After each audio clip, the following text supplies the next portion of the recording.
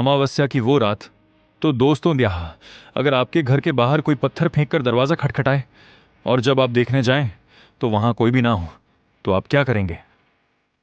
नमस्कार दोस्तों, आप सुन रहे हैं मिडनाइट कहानियां बाय सचिन। आज की कहानी है विशाखापट्टनम की।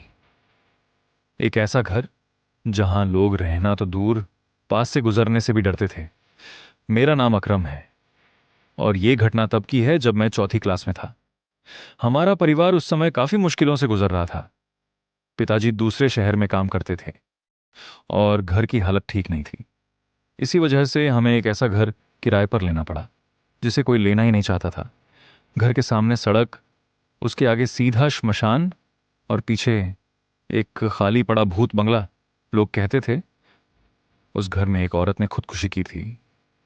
पहली कुछ रातें तो ठीक भी थी, लेकिन असली डर शुरू हुआ अमावस्या की रात से। उस रात पिताजी घर पर नहीं थे। समय करीब 11:45 का था। मैं रेडियो सुन रहा था। अचानक रेडियो अपने आप बंद हो गया। कमरे में सन्नाटा छा गया। मैं वॉशरूम जाने के लिए उठा ही था कि छन छन, पायल की आवाज। और वो आवाज पीछे वाले भूत बंगले से आ रही थी। मैं डर के मारे भागकर वापस बिस्तर पर आ गया, लेकिन असली खौफ तो अभी बाकी था। रात के करीब 2 बजे हमारी छत पर कोई दौड़ रहा था, जैसे बच्चे कूद रहे हों। जोर जोर से भागने की आवाजें, पर उस घर में छत पर जाने का कोई रास्ता ही नहीं था। मैंने नानी को उठाया। उन्होंने बस इतना कहा, आज अमावस्या है, पहली बार इस घर में। उनकी आवाज में डर साफ था।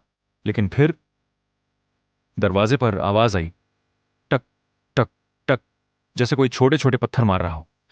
मेरे पिताजी हमेशा ऐसे ही आते थे, लेकिन उस दिन उन्होंने फोन भी नहीं किया था।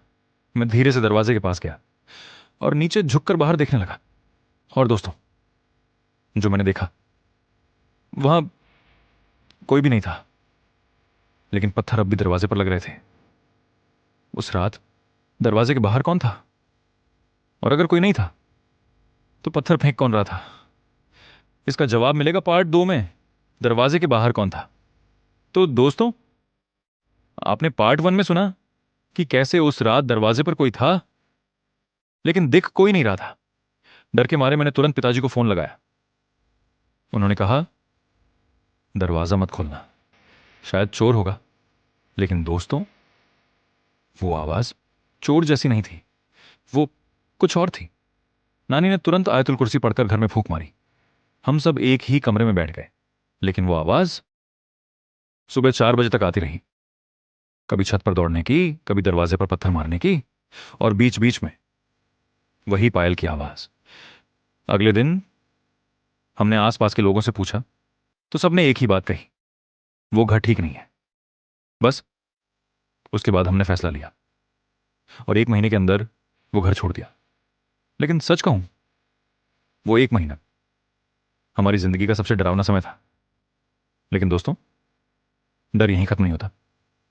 अब जो कहानी मैं आपको सुनाने जा रहा हूं, उसमें जिसे देखा गया, वो इंसान ही नहीं था, वो लड़की जो कभी थी ही नहीं। नमस्कार दोस्तों, आप सुन रहे हैं मिडनाइट कहानियां बाय सचिन। मेरा नाम रवि है और ये कहानी है मेरे पहले प्यार की, जिसका नाम था मुस्कान। हमारी मुलाकात अचानक हुई और धीरे धीरे हम करीब आ गए।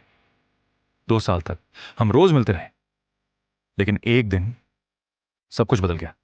उस रात हम बाइक से घूमने निकले थे। रात के 11 बजे, सुनसान हाईवे, चारों तरफ जंगल। अचानक किसी ने आवाज दी, रवि इधर आओ। मैंने सोचा मुस्कान बुला रही है, लेकिन जैसे ही मैं आगे बढ़ा, पीछे से किसी ने कंधे पर हाथ रखा। मैं मुड़ा, वो मुस्कान थी।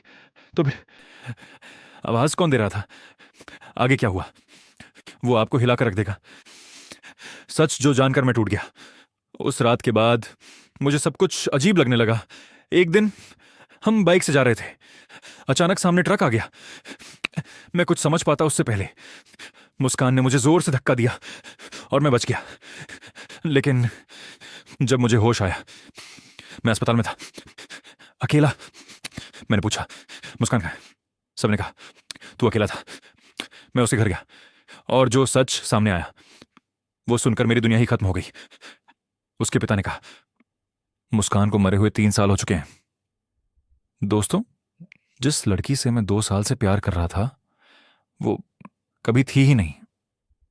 आज 4 साल बाद मैं अपनी जिंदगी में आगे बढ़ चुका हूं, लेकिन आज भी जब रात में कोई आवाज मुझे नाम लेकर बुलाती है तो मैं पीछे मुड़कर नहीं देखता।